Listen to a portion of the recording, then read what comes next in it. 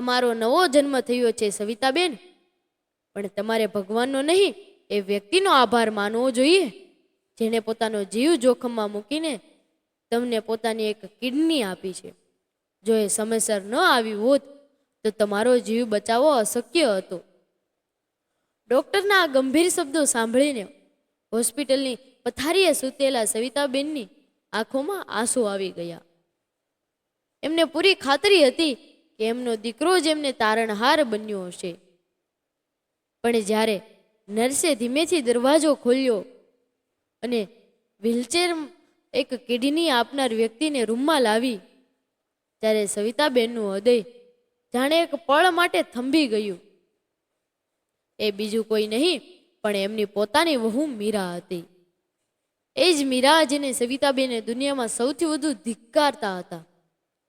સવિતાબેનના હોઠમાંથી માંડ એટલું જ નીકળ્યું, તું જે દીકરીને મેં ક્યારેય ઘરની સભ્ય ન ગણી, જેને મેં હંમેશા માત્ર ને માત્ર મહેણા જ માર્યા, તેણે જ પોતાની જિંદગી દાવ પર લગાવીને મારો જીવ બચાવ્યો. પણ આવું કેવી રીતે બન્યું? શા માટે મીરાએ પોતાના જીવની પરવા કર્યા વિના એ સાસુને નવું જીવન આપ્યું, જેણે હંમેશા તેને પીડા જ આપી હતી? આવો આ વાર્તાની શરૂઆત કરીએ. વાત આજથી 3 વર્ષ પહેલાની છે. અમદાવાદના એક ખૂબ જ સમૃદ્ધ પરિવારના માલિક હતા સવિતાબેન. તેમનો એકનો એક દીકરો રોહન ખૂબ જ હોશિયાર હતો અને એક મોટી મલ્ટીનેશનલ કંપનીમાં ઊંચા હોદ્દા પર કામ કરતો હતો. સવિતાબેનને પોતાના દીકરાની સફળતા પર ખૂબ ગર્વ હતો. તેમણે રોહનના ભવિષ્ય માટે અને ખાસ કરીને તેના લગ્ન માટે બહુ મોટા સપના જોયા હતા. તેમને તો પોતાના ઘરમાં એવી વહુ જોઈતી હતી જે કોઈ અમીર ખાનદાનની દીકરી હોય, જે દહેજમાં મોંઘી ગાડીઓ અને ઘરેણાં લઈને આવે, જેના આવવાથી સમાજમાં અને એમનો મોભો અને આબરૂ બેવડાઈ જાય. પણ કહેવાય છે ને કે માણસ ધારે કંઈ બીજું અને કુદરત કરે છે કંઈક બીજું. રોહનની જિંદગીમાં મીરા નામની એક સામાન્ય છોકરીનો પ્રવેશ થયો. મીરા સ્વભાવે અત્યંત શાંત, સંસ્કારી, સમજુ અને પ્રેમાળ હતી, પરંતુ તેની સૌથી મોટી નબળાઈ એ હતી કે તે એક અનાથ આશ્રમમાં ઉછરેલી છોકરી હતી. ન તો તેનું કોઈ સગું હતું કે ન તો તેની પાસે કોઈ સંપત્તિ હતી. તેની પાસે માત્ર એક પવિત્ર હૃદય હતું. જ્યારે રોહનને પહેલી વાર ઘરે આવીને સવિતાબેનને બીતા બીતા કહ્યું કે તે મીરા સાથે પ્રેમ કરે છે અને પોતાની જિંદગી તેની સાથે જ વિતાવવા માંગે છે, ત્યારે ઘરમાં જાણે કંઈ મોટો ભૂકંપ આવ્યો હોય. સવિતાબેનનો ગુસ્સો કાબુ બહાર જતો રહ્યો. શું કમી છે આપણા ઘરમાં કે તું રસ્તા પર ઉઠાયેલી છોકરીને આ ઘરમાં મહારાણી બનાવવા માંગે છે? એનું કુળ શું? એની જાત શું? એમણે રોહનને બહુ સમજાવ્યો, ગુસ્સો કર્યો, ધમકાવ્યો અને છેલ્લે આંસુઓનું હથિયાર વાપરીને ભાવનાત્મક દબાણ પણ કર્યું. પણ રોહન મીરાના પ્રેમમાં ગળાડૂબ હતો. આખરે એક દીકરાની જીદ સામે એક માએ હથિયારે હેઠા મૂકવા પડ્યા. રોહન અને મીરાના લગ્ન તો થઈ ગયા, પણ સવિતાબેને મીરાને વહુ તરીકે સ્વીકારી નહીં. લગ્ન પછી મીરા જ્યારે પહેલી વાર ઘરમાં આવી, ત્યારે સવિતાબેને તેને આશીર્વાદ આપવાના બદલે તિરસ્કારથી મોઢું ફેરવી દીધું. બરાબર અહીંથી જ શરૂ થઈ મીરાની એક પરીક્ષા. મીરા ગમે તેટલું સારું કામ કરે, સાસુને ખુશ કરવાના પ્રયત્ન કરે, પણ સવિતાબેન હંમેશા એમના કોઈને કોઈ ભૂલ શોધી જ કાઢતા. સવારે 5 વાગે ઉઠીને મીરા આખા ઘરની સાફ સફાઈ કરતી, ભાવતા ભોજન બનાવતી, પણ સવિતાબેનના મોઢેથી ક્યારે પ્રશંસાનો એક શબ્દ ન નીકળતો. ઉલટાનું તેઓ કટાક્ષમાં કહેતા, અનાથ આશ્રમમાં મફતની રોટલીઓ તોડી છે એટલે અહીં કામ તો કરવું જ પડશે ને, આમાં તે મારા પર કોઈ ઉપકાર નથી કરી લીધો. આવા શબ્દો સીધા જ મીરાના કાળજાને ચીરી નાખતા. તેની આંખોમાં આંસુ ઉભરાઈ આવતા, પણ તે ક્યારેય એક પણ અક્ષર સામો ન બોલતી. તે ચૂપચાપ પોતાના ઓરડામાં જઈને ભગવાનની મૂર્તિ સામે રડી લેતી. રોહન આ બધું ખેલ જોતો. તે પોતાની માની કઠોરતા અને પત્નીની સહનશીલતા વચ્ચે પીસાઈ રહ્યો હતો. જ્યારે પણ રોહન પોતાની માને સમજાવવા કે લડવા જતો ત્યારે મીરા તરત જ તેનો હાથ પકડી લેતા અને કહેતી, રોહન, મારા માટે તું તારી જનેતા સામે ઊંચો અવાજ ન કર. માતાજી ધીમે ધીમે મને સમજી જશે.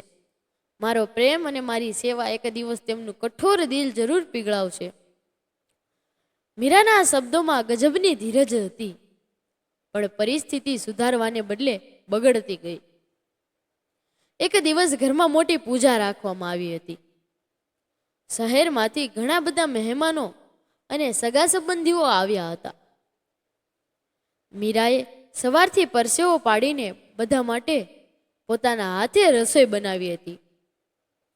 જ્યારે મહેમાનો ડાઇનિંગ ટેબલ પર જમવા બેઠા અને વાનગીઓમાં મન ભરીને વખાણ કરવા લાગ્યા, ત્યારે એક ખાસ સંબંધીએ પૂછ્યું, સવિતાબેન, તમારી નવું વહુ તો સાક્ષાત અન્નપૂર્ણા છે.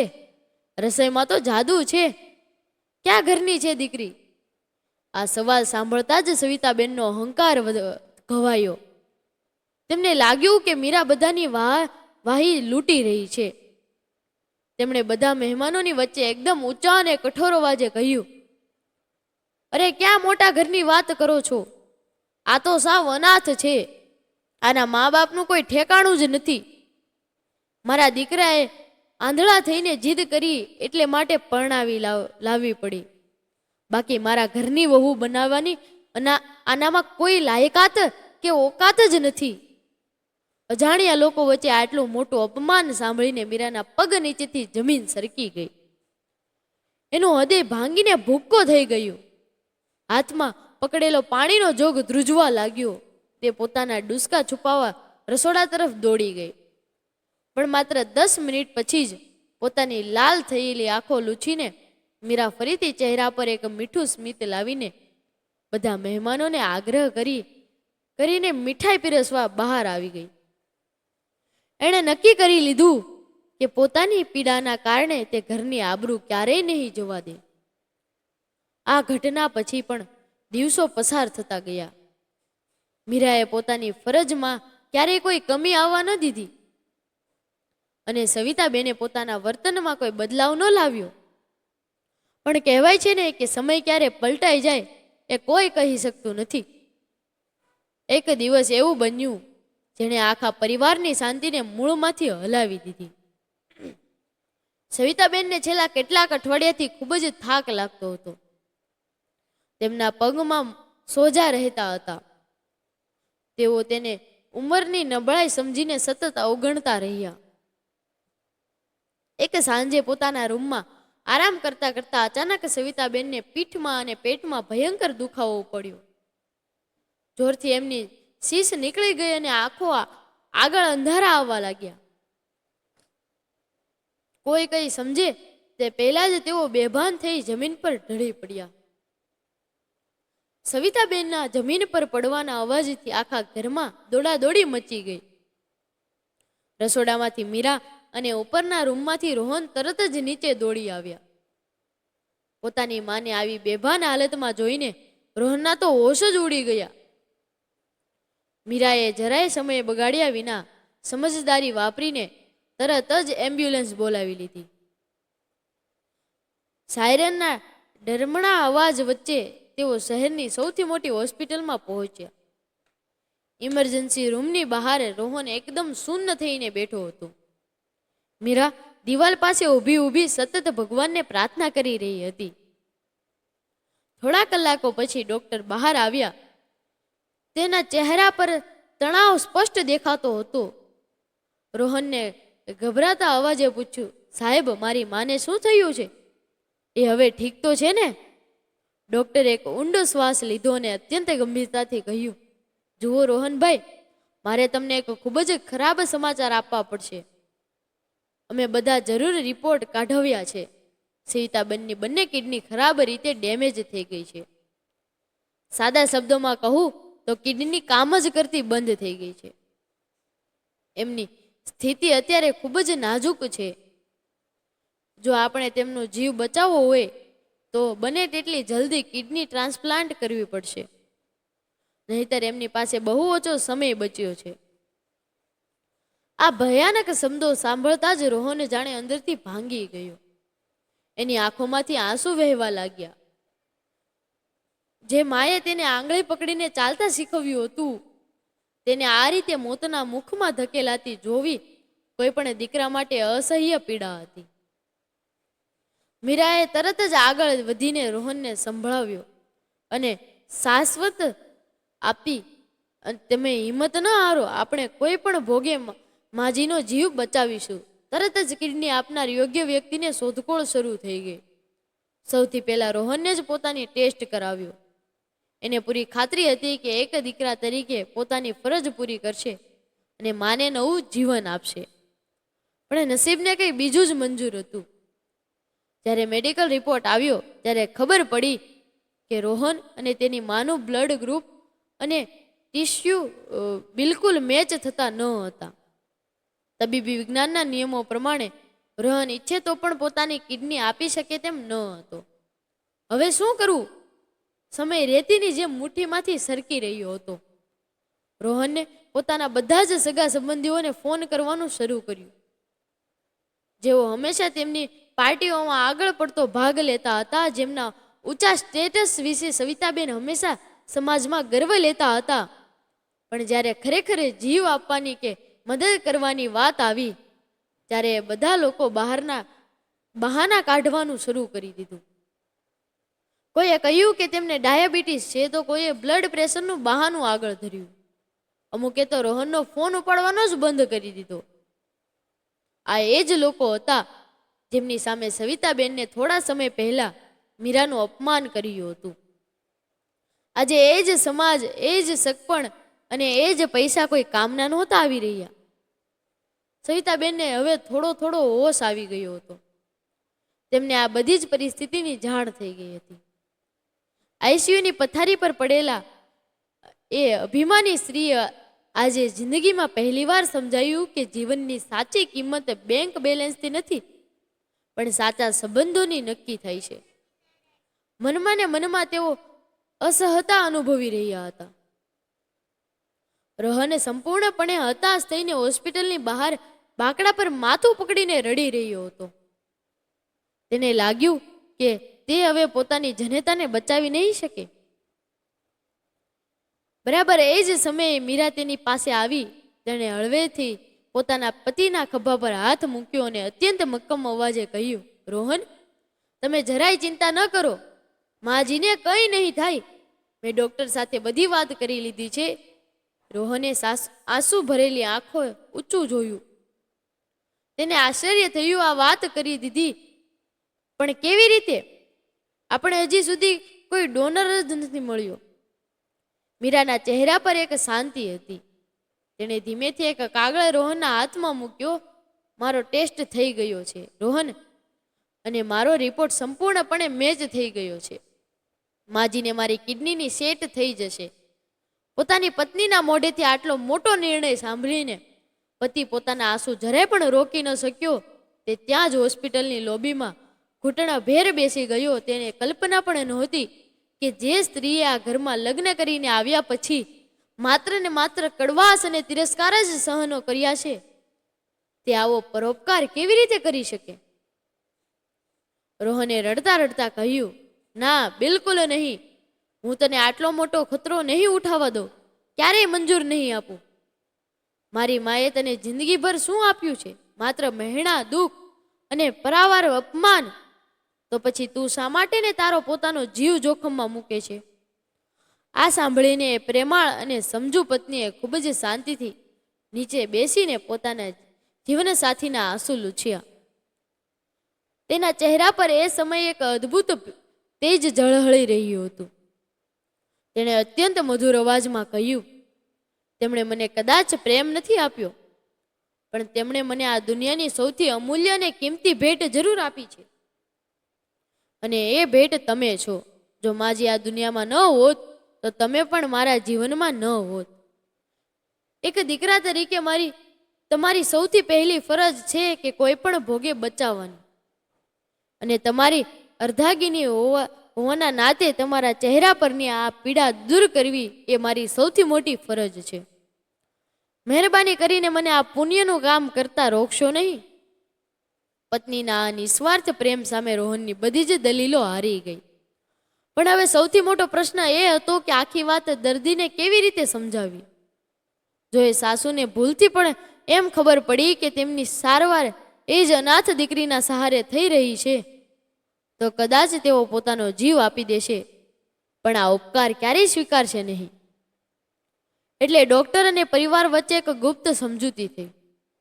એવું નક્કી કરવામાં આવ્યું કે જ્યાં સુધી ઓપરેશન પૂરું સફળ ન થઈ જાય ત્યાં સુધી આ વાત પર કાયમ માટે પડદો જ રાખવામાં આવશે. દર્દીને એમ જ કહેવામાં આવ્યું કે કોઈ અજાણ્યા માણસે માનવતાની ખાતર પોતાના શરીરનો એક મહત્વનો હિસ્સો દાનમાં આપ્યો છે. આખરે એ મુશ્કેલ દિવસો આવી પહોંચ્યો. આખા હોસ્પિટલના વાતાવરણમાં એક અજીબ પ્રકારનો ડર, ગભરામણ અને તાણ છવાયેલા હતા. ઓપરેશન થિયેટરની બહાર લાલ લાટ ચાલુ થઈ ગઈ હતી.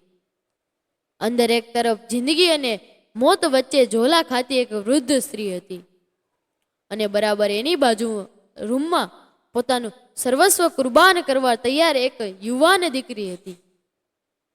બંને અલગ અલગ રૂમમાં બેભાન અવસ્થામાં હતા.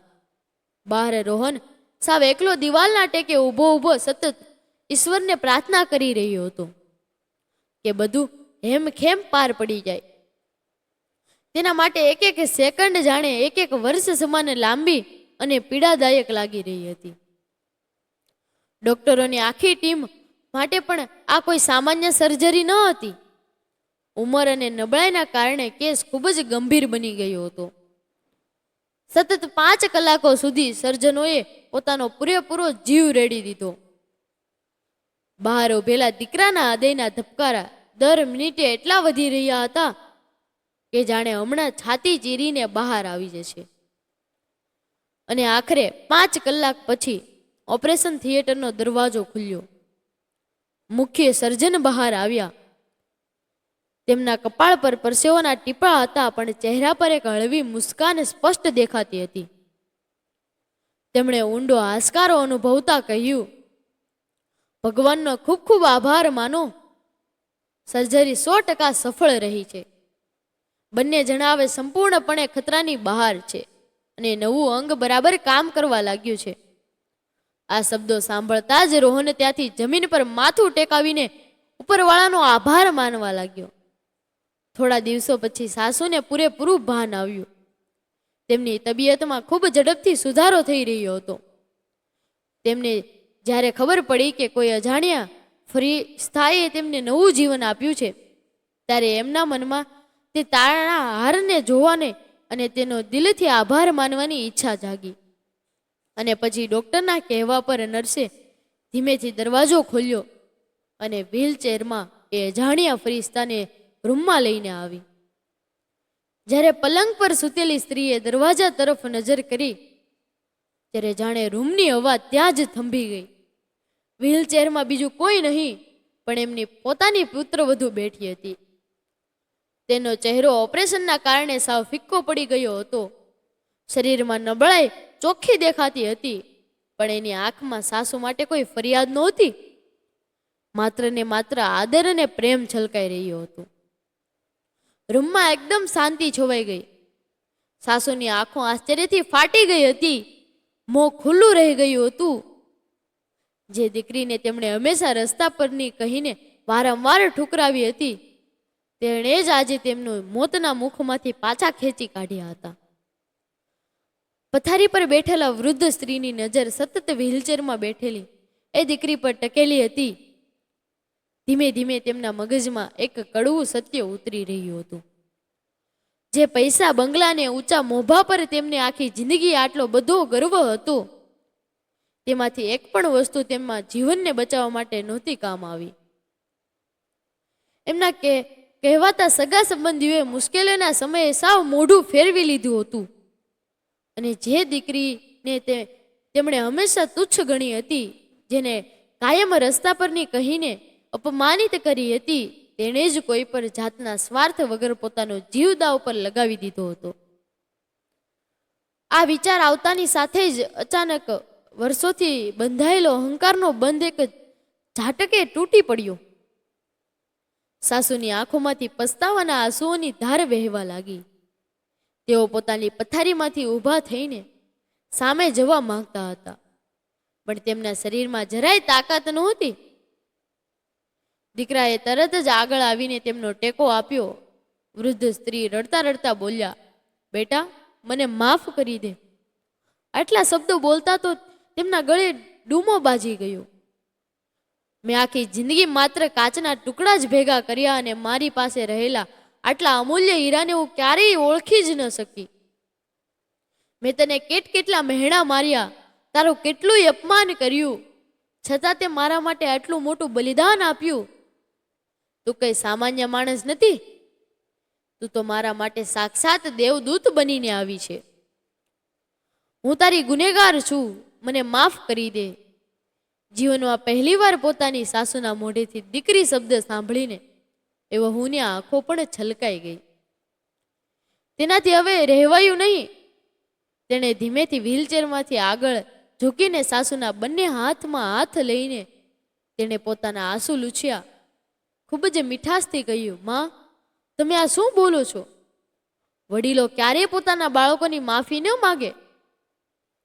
જો એક મા પોતાના સંતાનને કોઈ ભૂલ પર ઠપકો આપે કે ગુસ્સો કરે તો શું સંતાન પોતાની માને એકલી છોડી દે? તમે તો મારા માટે ભગવાન સમાન છો.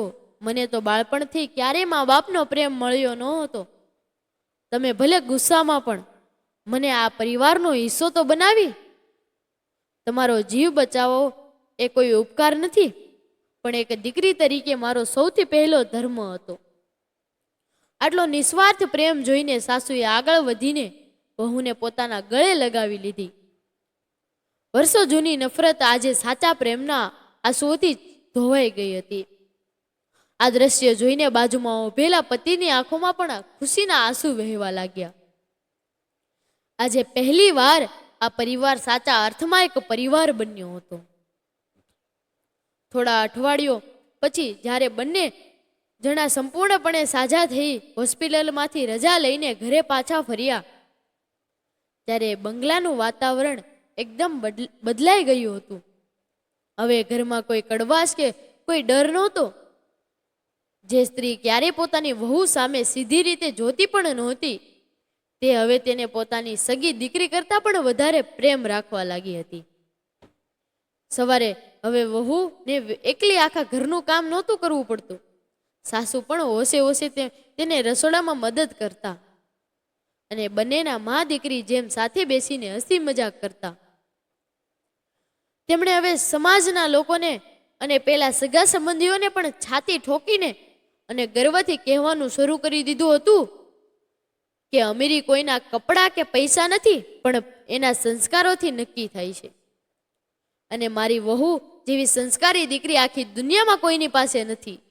સાચો પ્રેમ અને નિસ્વાર્થ સેવા દુનિયાના કોઈ પણ પથ્થર જેવા દિલને પીગળાવી શકે છે. સંબંધો ક્યારે પૈસા કે ઊંચા મોભાની નથી બંધાતા, પણ તે લાગણીઓને એકબીજા પ્રત્યે સમર્પણ ભાવથી જોડાયેલા રહે છે.